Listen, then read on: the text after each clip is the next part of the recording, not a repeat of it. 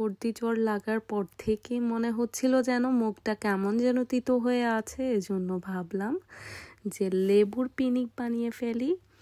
আর এত বেশি মজা হয়েছিল কি বলবো, টক জাতীয় খাবার তো আমার এমনিই অনেক বেশি ভালো লাগে। আর কিভাবে বানালাম সেটাও বলছি আপনাদের কাছে। একদমই পাতলা করে কেটে নিয়েছি, যতটা সম্ভব পাতলা করা যায়। তো লেবুটাকে আমি পাতলা পাতলা করে কেটে এর মধ্যে মরিচ আর লবণ দিয়ে মেখে নিয়েছিলাম। যদিও মরিচটাকে আমি বেটে নিয়েছিলাম পাটায়। আর এখানে দেখতে পাচ্ছেন না, অ্যাপেল নিয়ে এসেছে। তো ভাবলাম যেহেতু খিচুড়ি রান্না করব, তাহলে ভুনা খিচুড়িটাই রান্না করে ফেলি। এখানে আমি বিফ দিয়ে ভুনা খিচুড়ি রান্না করেছিলাম। আর এইভাবে রান্না করলে আমার কাছে ভীষণ ভালো লাগে। পোলাওয়ের চাল দিয়ে রান্না করেছিলাম। দেখতে যেমন লোভনীয় হয়েছিল, খেতেও কিন্তু ভীষণ মজা হয়েছিল। আর আমি প্রায়ই, যেহেতু আনোয়ারও অনেক বেশি ভুনা খিচুড়ি খেতে পছন্দ করে, আমার কিন্তু পাতলা খিচুড়ি অনেক বেশি পছন্দের, কিন্তু আনোয়ার অনেক বেশি পছন্দ করে ভুনা খিচুড়ি, ওর জন্যই রান্না করেছি। আর এখানে দেখতে পাচ্ছেন বেবিদের জন্য কিছু ফ্রুটস, তারপরে চকলেট, এখানে ছিল কড ফিশ, বাচ্চাদের জন্য খুবই ভালো। আর ব্রেডও নিয়ে এসেছে। আর যেহেতু আমার ছেলেটা কিটক্যাট চকলেট খেতে পছন্দ করে, সেটাও নিয়ে এসেছে।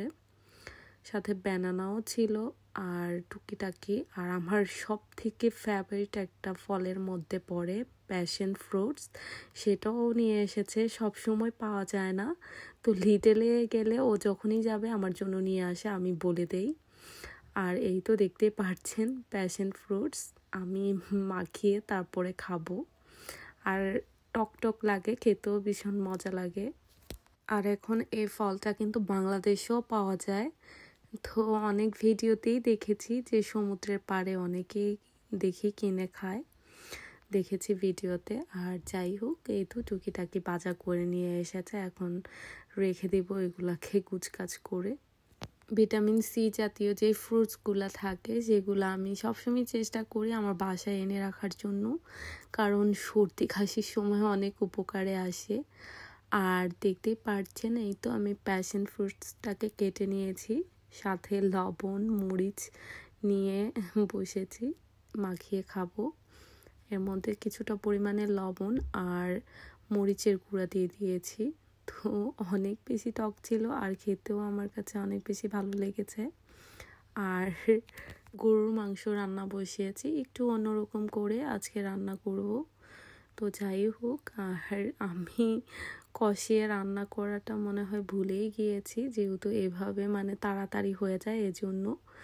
এভাবেও ভালো লাগে, আবার কষিয়ে রান্না করলে ওভাবেও অন্যরকম লাগে খেতে, টেস্ট। আর এখানে দেখতে পাচ্ছেন অলিভ অয়েল নিয়ে এসেছে।